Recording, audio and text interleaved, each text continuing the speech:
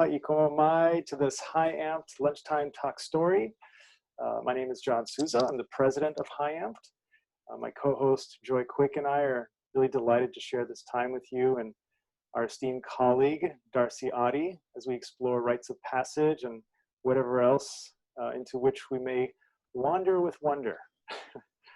So now, to introduce my friend and colleague Darcy Ottey. Currently the co-director for Youth Passageways, Darcy has worked with a variety of youth-serving organizations as both Rite of Passage practitioner and organizational leader. She holds a master's degree in environment and community from Antioch University in Seattle. Since her own nature-based coming-of-age experience through Rite of Passage Journeys at age 13, Darcy has been dedicated to creating intentional Rite of Passage experiences to help young people mature into healthy, capable adults. I have personally experienced Darcy's gifts as a Rite of Passage practitioner, both as a participant and a co-facilitator, and I can tell you she is truly gifted and a holder of wisdom. Not to mention, she's just a lovely human being. So with that, I will invite you, Darcy, to step into this space. Yeah, just thank you for that introduction, John, and really a pleasure to be here with all of you. Thanks for joining me today. I'm just going to jump right in, Darcy, and just ask you to please tell us from your perspective what rites of passage are, and why should we care?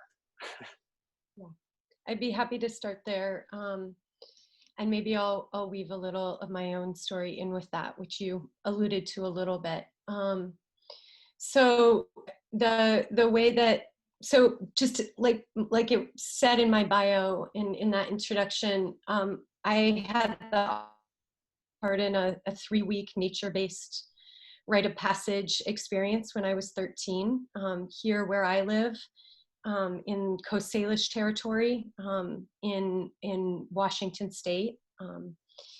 And that experience was deeply grounded in nature, and I would say not all rites of passage in the world today are grounded in nature by any means, but the one that I had the opportunity to take part in was, and was like basically an opportunity to really, at 13, you know, this threshold between my childhood years and looking forward into my adolescence and really stepping into my adolescence, take stock of who I was and where I came from and what was important to me, and make conscious decisions and go through tests and challenges and have mentors and have, you know, really powerful experiences of connecting with nature that sort of set me up on a trajectory of my life moving forwards. And it was deeply impactful at the time. I actually worked really hard to make it happen, which is interesting for me to reflect on now. Like, I don't know why I just had such a clear knowing, but I really did. Like, it felt really important for me. And it was impactful. And then it was really, as I was 18 and much more on the threshold to adulthood, really looked back to that experience as like, oh, this is like, if I could do that when I was 13, I can do this now. And it really became this like, this grounding of confidence and self-esteem for me that was really foundational. And I continued to follow that, offering rites of passage to other young people, and starting to be in leadership and programs, and then making my way back in my late 20s into helping to direct the organization that I had taken part in as a young person. And at that point, really steeped in questions of power and privilege and oppression and identity around race and gender and class, and really reflecting for myself as a white settler on Coast Salish lands in the Northwest about my own Rite of Passage experience, which hadn't been grounded in my cultural lineage, in an intentional, conscious way, and in particular, like my ancestral lineage.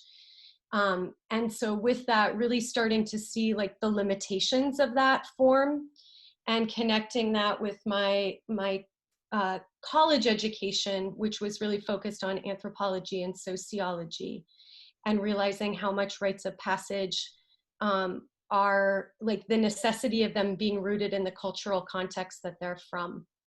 And so maybe just to give you that kind of background, that sort of sense of where I come from. And then since then, you know, since my late 20s, really following that path of understanding more what is my ancestral lineage and how does that connect with rites of passage, and what does that mean for how I support other young people navigating through transition.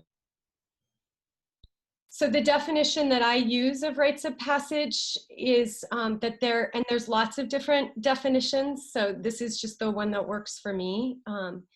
And remembering that it's a term that comes out of anthropology, that if we look to specific cultural ceremonies from around the world, like they're all much more precise.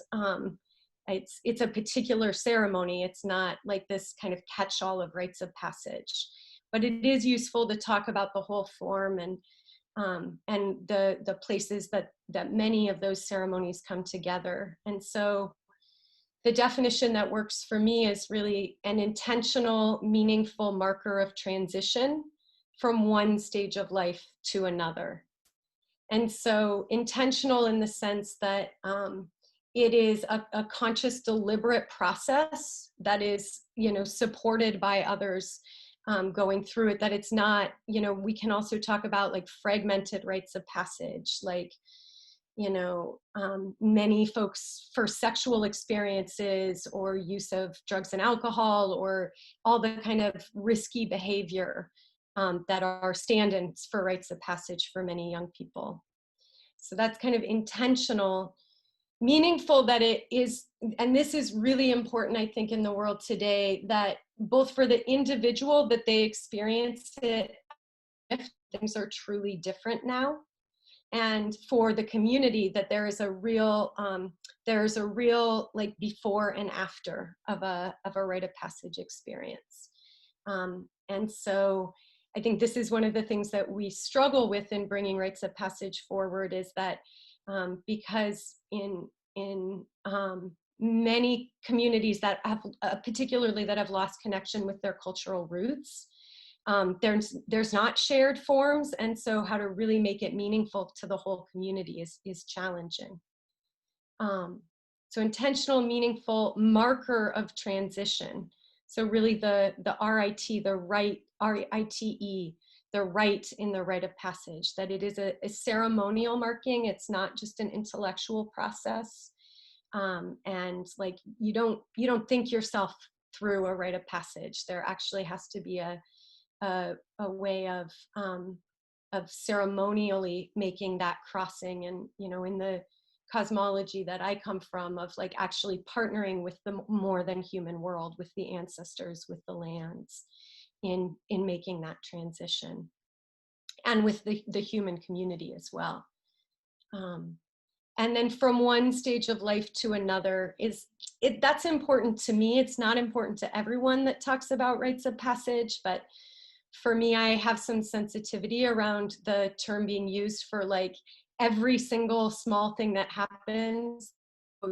Kind of like, you know, Tommy went pee-pee in the potty, it's a rite of passage. You know, for me, it's like, that is a moment, you know, there is a transition there, but a rite of passage for me is really from one stage of life into another, from, you know, from being in the womb to being a human on the planet and a baby, from childhood into adolescence, you know, such a time of cognitive and physiological and hormonal development.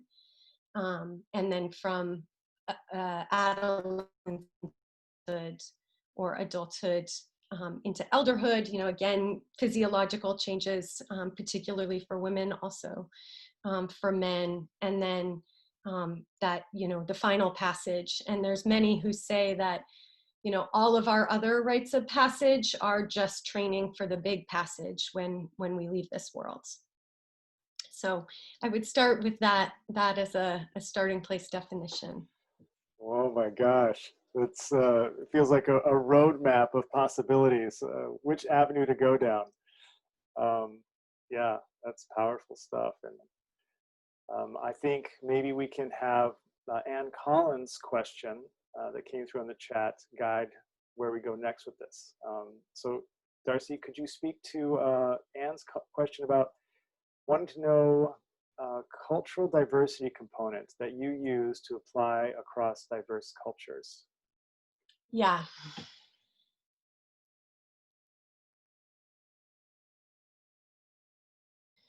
So what I would say is, for me, there's a real place for like very specifically culturally based rites of passage. So not multicultural context, but actually inviting folks into a space where they're with folks that are carrying the same, you know, experience, upbringing, social positions, cultural lineage as they are.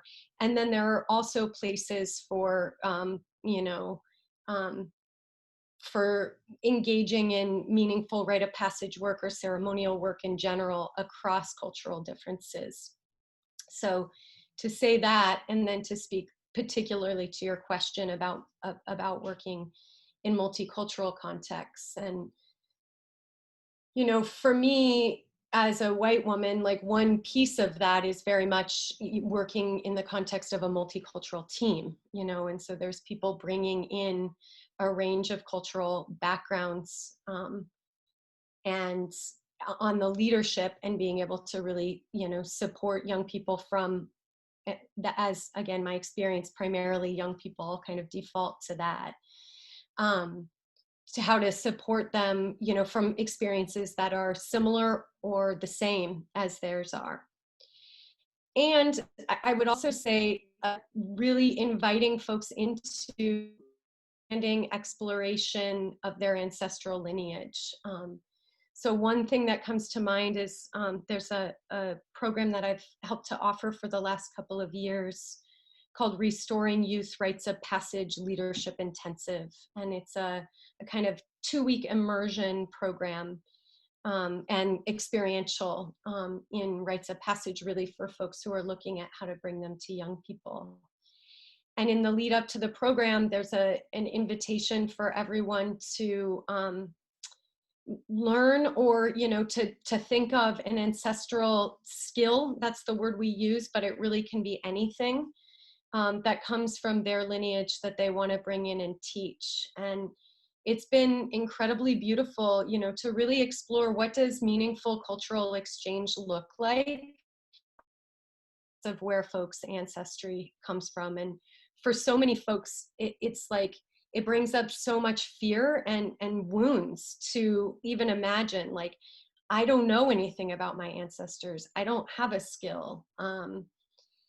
And so then, you know, the questions begin and they start digging and it's like, okay, like anything, you know, and we've had all sorts of things from, you know, someone like teaching us all how to like roast marshmallows on the campfire to these, you know, to really elaborate meals offered from Turkish traditions, to, you know, people bringing Sabbath practices forwards and really inviting this, you know, cross-cultural group into what does Sabbath look like. Yeah, so for me, that's really rich terrain. And, you know, it is challenging to begin with, and then folks find that there's an access point for everyone. I'd offer that as one doorway. That's,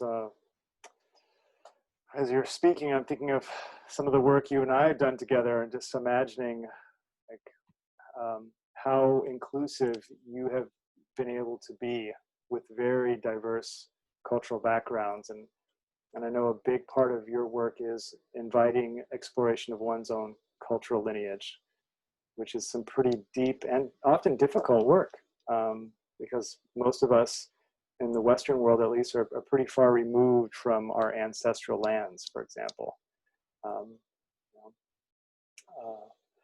And it reminds me of something I saw on Facebook that you're involved with. People of the Global Majority Online Caucus. That seems sort of, I don't know if you want to speak to that at all, or is that relevant here? Sure.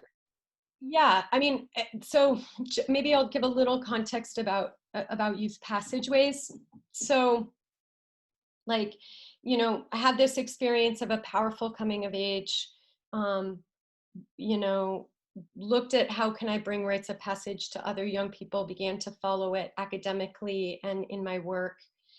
And then, like I was saying, in my late 20s, I found myself in leadership in this organization here where I live now.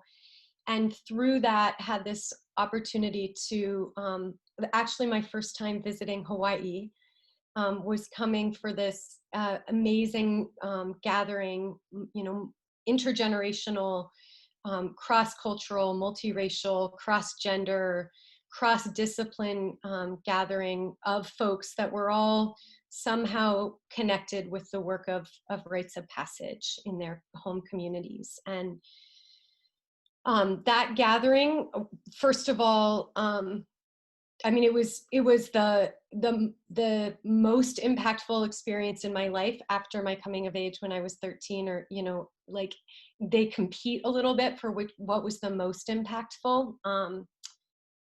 Like that, the first one was where I sort of got set on this path that I would follow. And then the second one was, and like, here's the particular frame of the work. And that was really where these questions of who are my people, and what's my ancestral lineage, and how do I make sense of my racial cultural identity in this work, how do I show up in that in a good way, really came in strongly.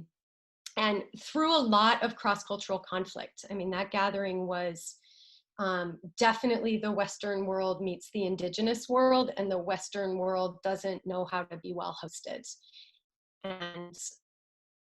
And a lot of conflict erupted, and with it, I think folks were really schooled in, what does it mean to be a good guest on indigenous lands? And I feel really grateful to the people of Hawaii who offered that teaching to me and to the other folks that were there.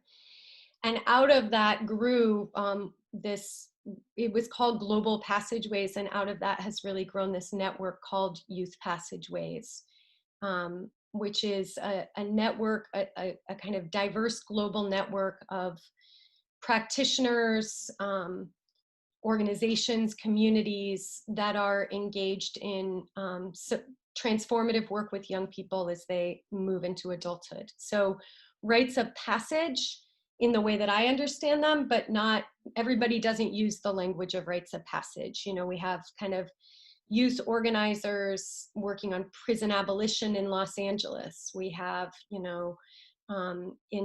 indigenous grandmothers, setting up cultural camps in their on their reservations. We have nature-based rite of passage offerings.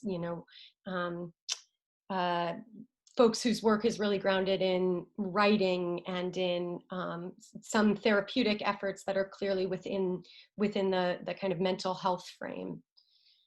Just a whole range of things, and really coming together all with the idea of weaving a different story of how do we support young people into mature adulthood, really able to show up in service to their communities in what the times are calling for now, in ways that really meet them with where they're at. And kind of like, what do we need to do as a community in order to tell that story to the world more, and to hold a big frame of all of the different things that are needed for young people today. And so with that work, one of the things that we've danced with, and this came in that first question,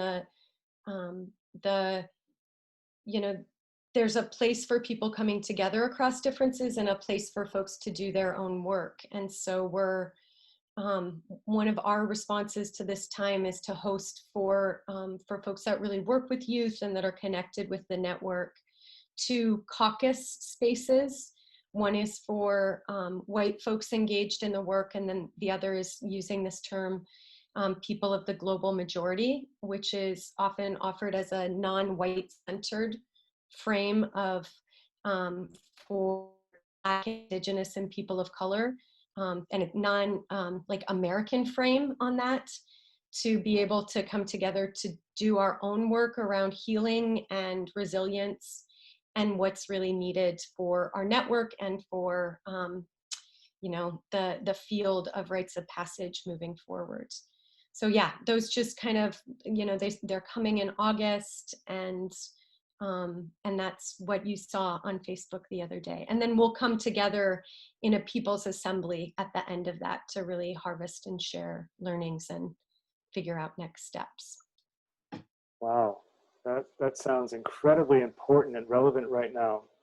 And I know you've been doing this work for a while, so it's not like you're just jumping on this bandwagon because it's sort of it's in vogue.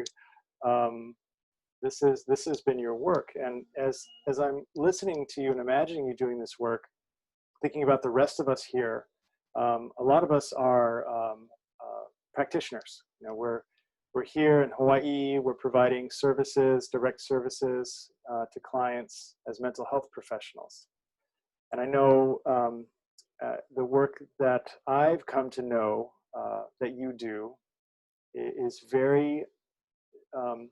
It's very therapeutic, but it's not therapy.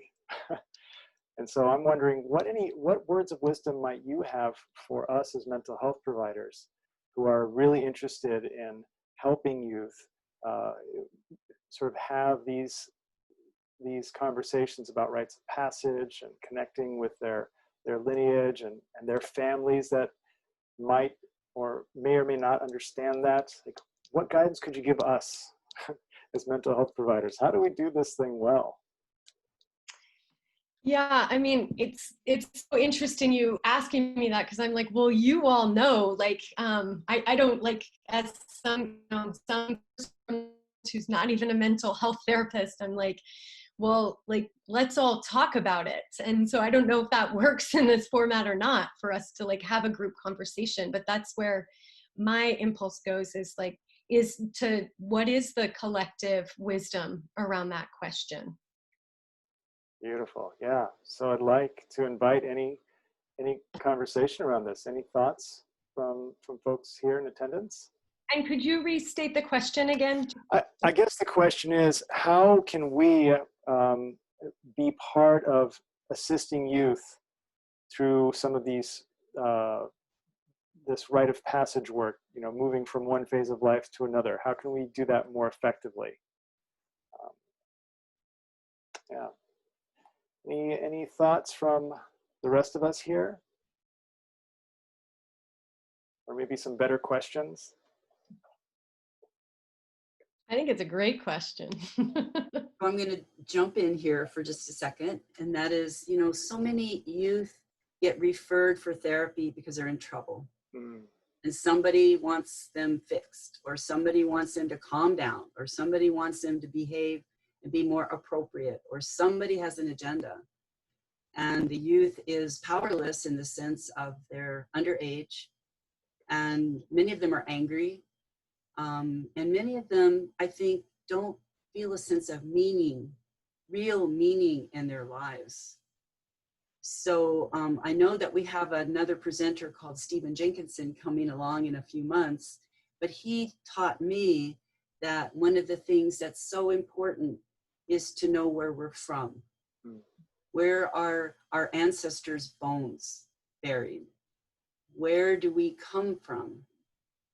And to me, intuitively, when a youth is feeling hopeless and lost, there would be so much value in taking the emphasis off that one individual and pursuing a curious journey about where are they from? What had meaning for their family?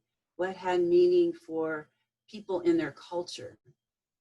And that I think that would be so powerful, so that instead of cognitive behavioral therapy, where we're in our head changing our behavior, we're looking at the big, big picture. I can only imagine how valuable that was for you, Darcy, when you were 13, without even knowing the backstory of how you found that rite of passage. But I would think that would be beneficial for pretty much anybody in trouble. That's great, Joy.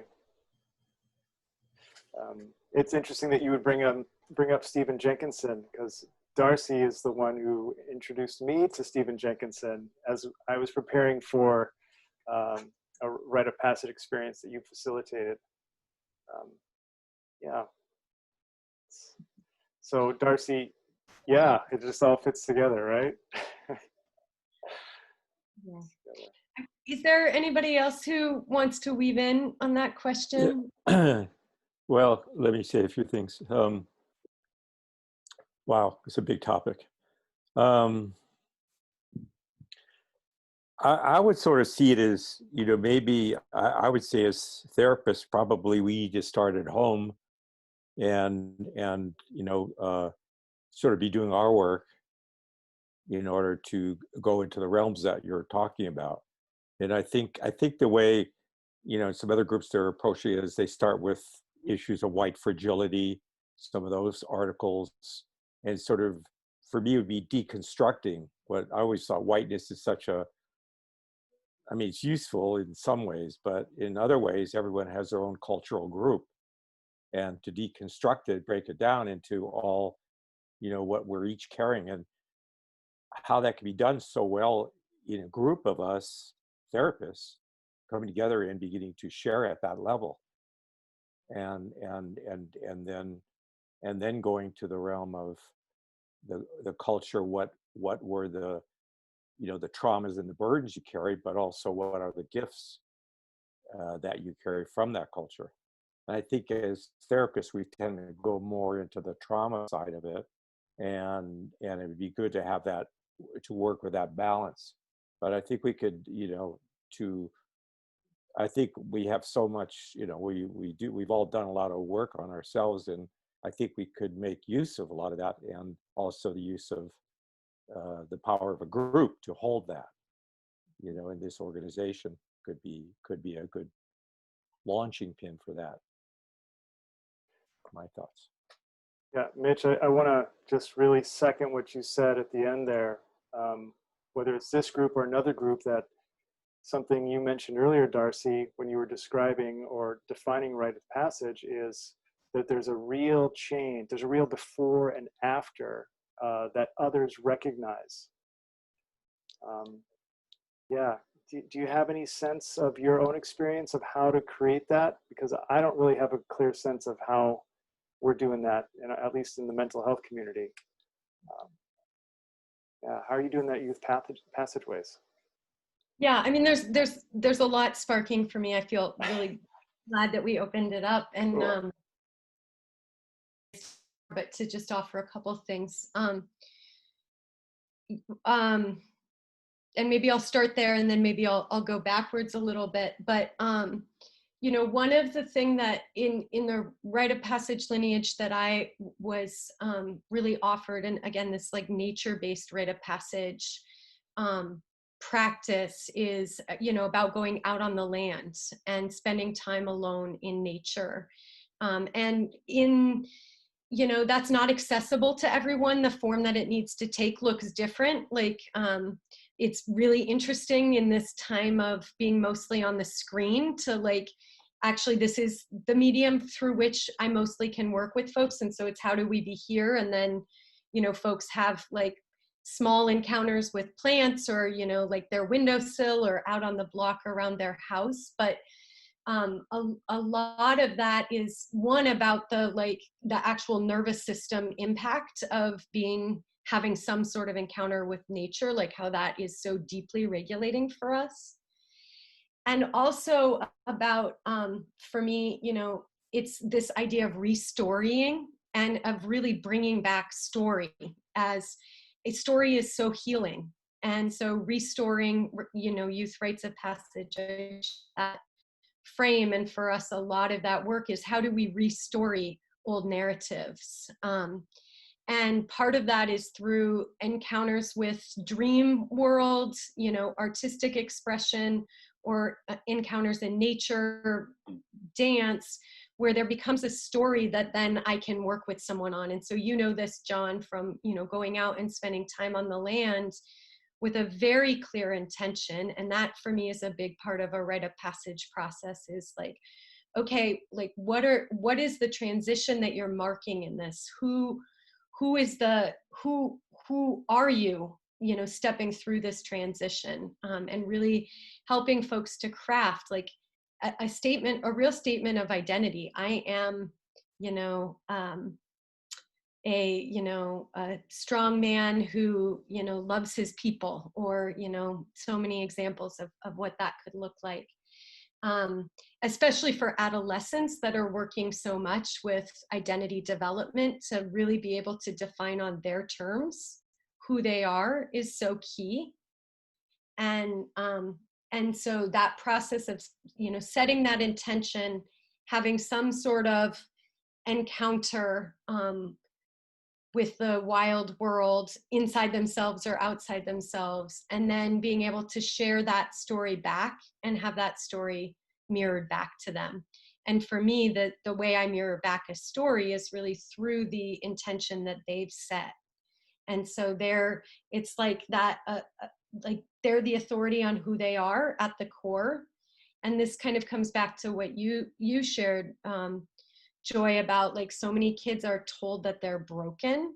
And it's like, no, society is broken. Like, you're just fine, and how to help then build the, basic skills that are needed to survive in a world that's deeply dysfunctional, becomes for me a lot of the task of the, Rite of Passage guide, therapist, teacher, so many roles for young people. And like, how do we really pull forward the wisdom of the young person that's there and so ready to be expressed, but often, just not allowed to shine. Wow. And I'd love to just share one other thing just about what you said, Mitch, about like starting, it starts at home. And that's one of the things that we've been really exploring within the Youth Passageways network, is how many of us engage in rites of passage, like out in the world, but yet like in our family systems, like, our children, our nieces, nephews, siblings, parents, it's much harder to bring there. And so how do we actually really just begin with our closest people, which is, the ancestral lineage is so like very specifically shared, whether through, adoptive kinship or biological kinship. And so how do we really work with our families, birth families, chosen families, and bring rites of passage like to our closest kin first, has been something we've really been exploring. Which is like, I think, way harder personally. I agree. I totally agree. In fact, my wife Deepa, and our daughter Jyoti, who is 15 and a half, and we've been talking a lot about what can we do for her that is an ROP experience. What would that look like? Who would be involved? It's very challenging. And then how do we get her interested in that? Mm-hmm. Where it doesn't seem like we're just being therapists. Like, how does it become a lifestyle as opposed to a job? Mm-hmm. Yeah, and a lot for me, that's about like aunties and uncles. Like, it's not it's not the role of the parent to support their child in cutting the cords, right? It's like the parent's supposed to be fighting that. Oh, I'm so glad you said that. Great. I'm going to go back and watch that a couple times.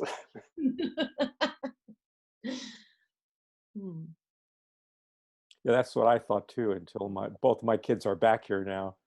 And we're having a farm. We have a farm. We're growing stuff. My daughter took a permaculture class, and it feels very real right now. We had a Hawaiian blessing here the other day, and it just makes it all more real. Yeah. But there are a lot of, and also the rites of passage. There are a lot of passages that happen without being planned, don't they?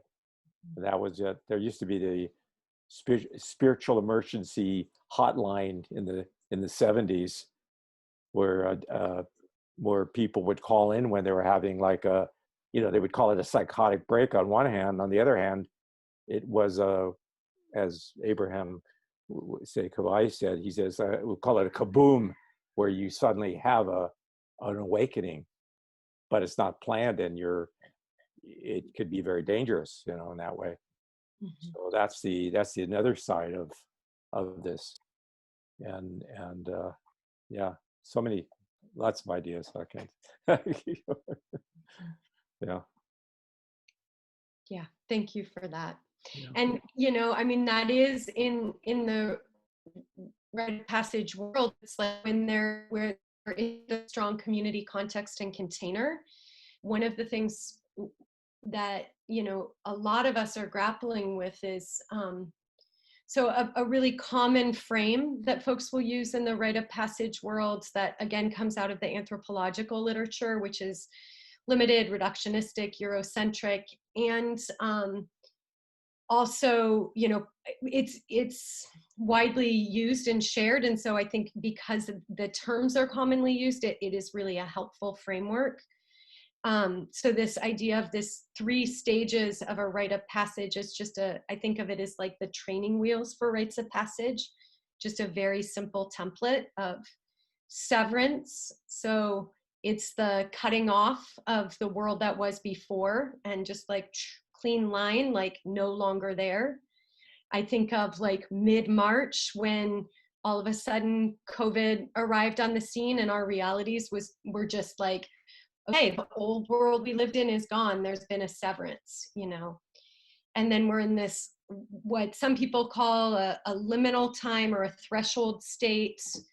Those words mean the same thing in their Latin definition. This in between, a threshold is like the little thing at the bottom of a doorway that you cross over. So you're not in one and you're not in the other, you're in this in between, which is such an uncomfortable state, and why so many folks are like, oh my gosh, like let's just get back to normal now, right? Because we don't like being in the liminal, but we are in the liminal. And then incorporation is the last stage of, corpus, like meaning body, really bringing into the body and embodying, this new way of being in the world, and as the final stage. And a lot of folks engaged in rites of passage just talk about, in so many of our communities right now, incorporation is the hardest stage. And that's, both of the others can be very challenging too, but the like how to actually live into, the lessons, the teachings, the insights that someone has received and embody them, in a world that doesn't totally understand and thinks that they're the same person. I think is really where the rubber meets the road, for sure. And that template, just knowing that and teaching that and offering that. I mean, you and I have both seen in our work, John, like for me, it's such a gift. Like when COVID hit, like, oh, okay, here's where we're at. And I know that severance is really hard and uncomfortable. And oh my gosh, okay, so now we're in this threshold and it doesn't make sense. And it's just like a roadmap that I can go to through all the little micro transitions, macro transitions I go through in my life. And it's very stabilizing, I feel like. As much as one can be stable through constant change. Yeah, dynamic equilibrium. Yeah. Wow. Yeah, those 3 phases have been very helpful for me to consider a lot of aspects of life. Mm-hmm. I agree. I've often thought that the threshold is one of the more difficult for me. Because it's the ambiguity that's overwhelming, the tyranny of options. Everything's possible, and how do you decide?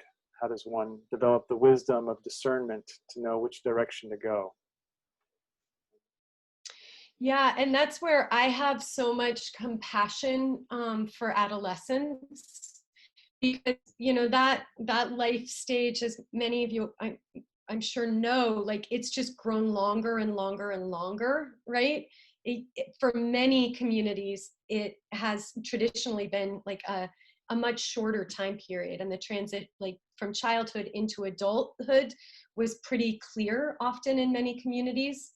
And instead we're just like prolonging this adolescent time, which is like requiring people to be in a state of like prolonged discomfort for, potentially decades at this point. And what that means for us all, I think is no small thing. And certainly I know when I look to my own adolescence, it's like, oh gosh, that's why I was so uncomfortable. Yeah, and I'm thinking again about what you said, that there's a meaningful before and after, which makes me think of, again, going back to Jenkinson, some of the ideas of there has to be some possibility of real harm that could come from that rite of passage experience. And I wanted to go to something that we haven't talked about, or maybe you alluded to it, which is for youth, oftentimes they might create that sense of potential harm as a way of creating a threshold experience for themselves through the use of substances or risky behaviors. And could you speak to that at all, about what your thoughts are about youth who use substances or engage in risky behaviors?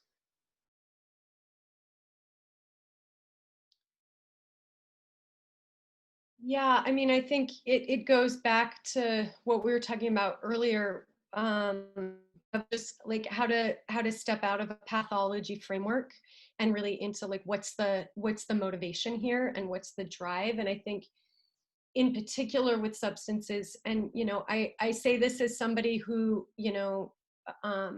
is in 12-step recovery, like has definitely my own substance journey. And part of that, so also like sobriety is a really powerful journey of initiation, just to bookmark that as like, that is a really significant rite of passage for many people in our, certainly in the mental health world, that is worth really thinking through in that lens.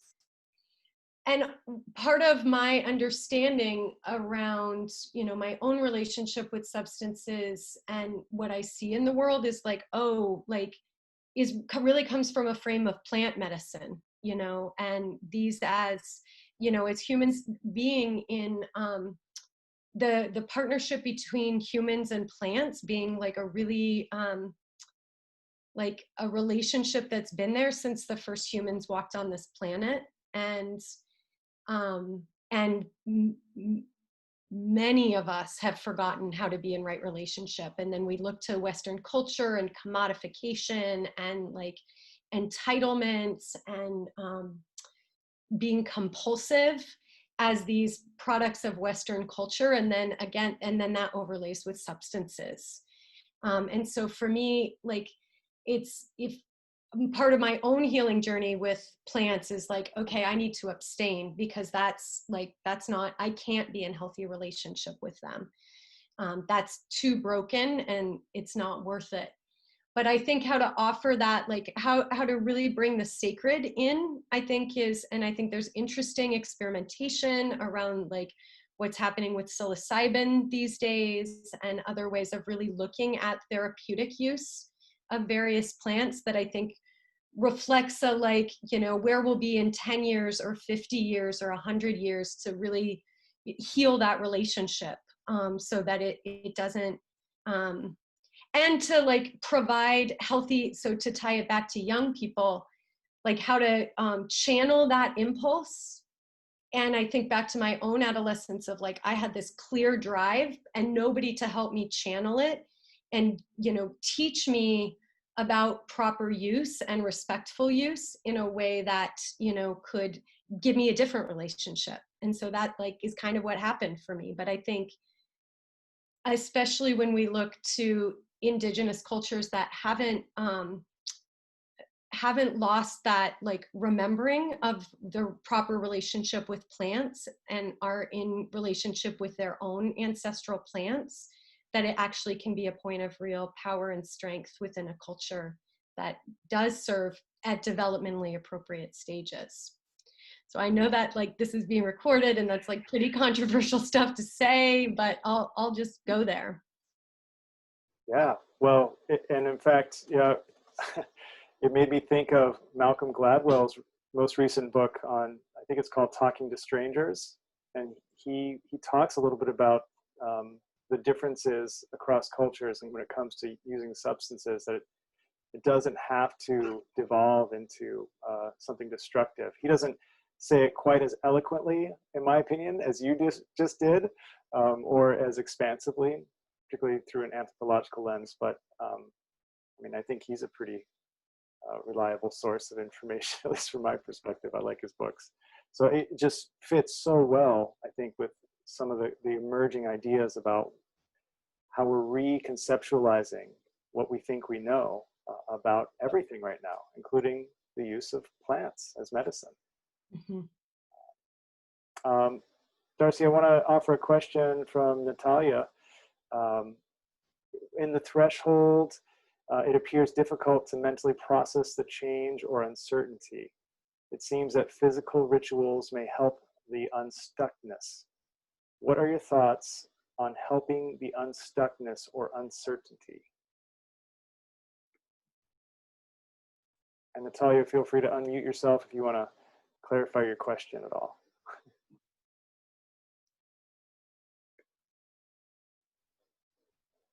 So, yes, real quick. Unstuckness, uncertainty is a very important stage, or just a part, or can be a part of growing, right? As we know, it's part of developmentally, it's very important to learn how to be there. What I was referring to, sorry, my typing is horrible, skills. So I was referring mostly to the part of uncertainty or stuckness when I am perhaps hurt and lost, and it's not helping me anywhere, and my thought process goes a zillion miles somewhere to, I'm wrong, I'm bad, it must be my whiteness, it must be my culture, it must be something wrong with me, and I don't see the light out of there. And I'm talking from my personal experience, right? I'm Russian, my mom is Russian, my husband is Japanese, my son is Hapa, right? And there's a lot of dynamic around that. And what I'm sharing right now is a real story, really, right? We hear so much about how certain cultures are bad and internalize them, right? I am bad because I'm white, and not just because I'm white, but I'm Russian as well. I'm double bad. A white Russian. Yeah. Right, exactly. That's can be a good combination in certain terms, right? If we're speaking about drinking, hopefully, right? So, but I do know that a lot, it's difficult to process thoughts through the words, right? So it's good that I have my mom with me. We can sit together, we can share space, we can share stories, we can cry together, just be together. As far as, let's say, my clients, right, who some of them do experience very similar things for themselves, right? So it's very difficult to process things cognitively and through the words, right? So how can I, and of course, I understand what the people's strengths are and what do they like to do to express themselves. That would be right, kind of rite of passage, and to look at the process of, being stuck. So just, I would really love to hear what you experience with different cultures, just kind of helping maybe to get back to who they are, to their roots, to be okay, to differentiate, not to know, right? To just withstand people saying things. Right, so how do you culturally or through the passage of rites process it? Because like I said, it's very difficult, I think, to do it cognitively through the words all the time. Yeah. Yeah, okay. Thank you for that. And just to say, I have Slavic roots also, so nice to meet you. Nice meeting you. So, you know, some of what comes up for me with what you shared is, and this is one of the things I think that Rites of Passage offer is a set of practices, you know, and so what are the practices that I return to when I feel stuck, you know? And for me, it comes back to like sitting by myself for 24 hours when I was alone when I was 13. Like from that, I know that when I'm stuck, I go to the natural world, you know? That doesn't mean that it always moves through me, you know? Sometimes I just like, it takes a while and I have to have patience in that, as you beautifully, you know, spoke to. But at least I have something that I know to do to like be in my own discomfort in that, you know. So one is to go to the natural world. Another is to, you know, seek out mentors. And that's another, you know, piece that I would bring in here that I alluded to and that Joy and John and I were talking about before the call is just one of the gifts that I think really comes through holding a rite of passage frame is, this idea that each of us are like in our own stage of development, and that a healthy whole community has people in all the stages, and that none are any better than any of the others. And we, you know, need the fire and passion of the young people. Like that's totally essential. And we need the wisdom and water of the elders. That's totally essential. And there are different gifts, and sometimes it seems like they, you know, it's like hard for both to be seen and heard at the same moment. But how do we, you know, how do we really create spaces where we can be learning and growing across generations? So for me, that's part of it is like, oh, like I feel so honored to be held in, you know, a community where I have access to, you know, folks that I can draw on for support and wisdom and guidance when I'm not sure where to go. And I also feel so grateful that I know to go to them, because that's actually like a big part of it. You know, it's like the knowing to reach out. And sometimes that means being like, oh my God, like you're so hopelessly out of date, you know, but like still there's wisdom there, and there's an ability to hold me that I think is really powerful. And at the same time, like to be able to have youngers that are like, you need to move faster, you know, like the world is different now. And to like have that fire under me when I'm like, no, incremental change is good. You know? So yeah, those are some things that come to mind with what you just shared. Thank you. I appreciate that. Thank you. Wow. So inclusive. That's the word that comes to mind, Darcy. Very strengths-based, really focusing on how it all works together. You know, and it's all helpful. It's all potentially helpful. And as we're rounding the corner here with our last 5 minutes, just inviting anyone that might have a last question for Darcy.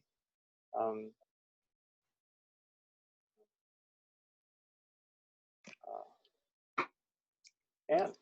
Yeah, sorry. I'm working from home and my kids are running around and want to distract. Darcy, I was very attracted to this training because I went into your TED Talk, and then you talked about the channels for the kids, for teens to have this energy to come through, right? Or else it would be destructive. Not a therapist per se, but globally, you know, there's this is war and trauma and a lot of refugees with children all about. And looking 5 years forward, there's going to be a lot of young kids with a lot of energy and no sense of belonging. Just wanted to know, in your organization, if you have connected with that sorts of organization that are helping or foreseeing this and doing some types of work. I'm just looking for future training. Yeah, so I thank you for naming that. And yes, absolutely. Yeah. Um, a couple things that come to mind are, there are few partners that are in different, in China, in different parts of Africa, and that are on the ground and really serving people in their communities. And we do our best to like stay connected with them, and happy to speak with you further and kind of point you more towards specific offerings. But what also comes to mind and speaks more to this question of training, that for me, and I actually spoke about, I think this body of work in that TED talk was Golden Bridge, which is out of Colorado, and who I think are, really one of the partners in Youth Passageways and folks in the world really doing the strongest work that I've seen around multicultural rites of passage, like from everything from, suburban white Boulder kids, Boulder, Colorado kids, to, refugees from Sierra Leone, and getting them all on the same dance floor, dancing together and sharing resources and sharing stories. And like, even in this time of, pandemic, like to watch their efforts to, first and foremost, make sure that folks that have been part of their community around the world have Wi-Fi connections so that they can even be part of the space, has been really pretty, I'm impressed with their ability to make accessible what it is that they're offering, and really build an equitable container for folks across enormous difference. And I know like Melissa Michaels, who's the founder of that, has also been doing more work with refugee families in her local communities, but I know less about that than the folks that are in the kind of public community space online. Okay. Beautiful. Wow. Well, as we're at the last 60 seconds here, I have the sense that we could just continue to go on and on, because there are so many different roads to explore here. So I apologize that we have to end now. But I just want to say thank you so much, Darcy, for bringing your gifts and allowing this conversation to unfold. And to all of you who attended and offered your energy. It's been a real pleasure. Aloha, mahalo, and I hope we see you all soon on a future HIAMFT Lunchtime Talk story. Thank you, Darcy. Really appreciate it. Yeah, absolutely. Yeah. And I will send you a reading list, John, and maybe you can send it out to everyone. Do that. Thank you.